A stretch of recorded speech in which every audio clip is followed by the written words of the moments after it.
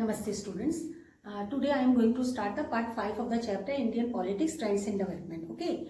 And in the previous part, fourth part, I explained you about the NDA 1, NDA 2 and UPA 1 and UPA 2. So we will start this topic with the NDA 3. Okay. And after that we will also discuss about the issues of development and governance during this period, during the period of NDA 3 and NDA 4 government. Let's start. First we see about the NDA 3. So here this government, NDA 3 government came into power after 2014 and 2019 also. First we will discuss about the 2014. So in this election, 2014 general election, BJP led by Narendra Modi got an absolute majority in Lok Sabha election, and BJP got 282 seats in this election, right?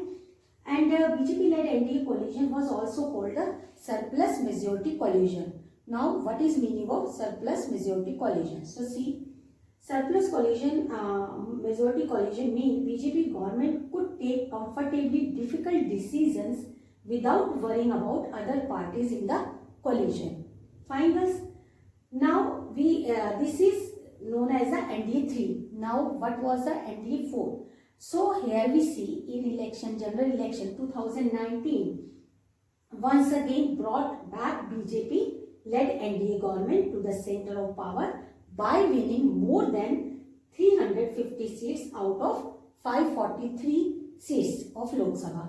And BJP on its own, this party BJP won 303 seats. So this was biggest number.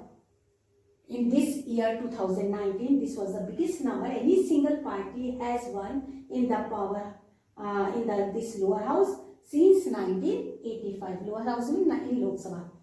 When Congress swept the aftermath of Mrs. Indira Gandhi's assassination, as you all know, Indira Gandhi was assassinated in 1984. So this government, 2019 general election, when this government formed, this government was known as NDA 4. Okay, so here also we see based on the success of this type of success of the BJP in 2019, social scientists have started equating the contemporary party system with the BJP system, where an era of one party dominates. The Congress system has once again starting appearing on the democratic politics of India. Okay. Like this Congress system we have seen now during NDA 3 and NDA 4, one party dominance are visible in Indian politics. Now we will discuss about the issues of development and governance. So major changes in the politics also took place in the time of this government, and the major change in Indian politics after 2014 is the shift from caste and religion based politics to development and governance. This was a major shift.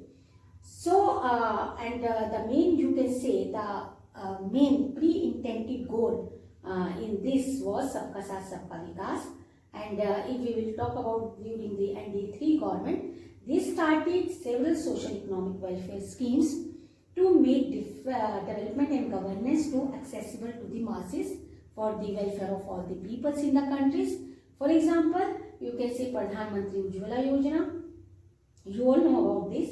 And Swachh Bharat Abhiyan, Jan Jan Yojana, Deen Dayal Upadhyay, Gram Jyoti Yojana, Kisan Fasal Bima Yojana, Beti Padhao, Desh Bachao, or Desh Padhao, sorry, and Ayushman Bharat Yojana, etc. So all these schemes intended to take administration to the doorstep of common man by making the rural households, particularly the women, real beneficiaries of central government schemes.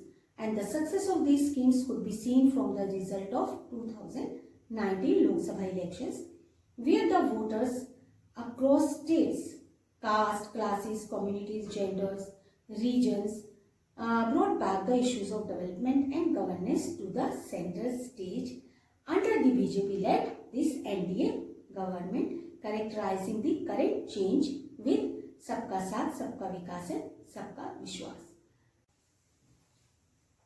So students, this is about the NDA 3, NDA 4 and the issues of development and governance. Now 2 more topics are there in your chapter. So these topics are Mandal Commission and Ayodhya dispute. In next part I will explain you about the Mandal Commission and Ayodhya dispute. Thank you.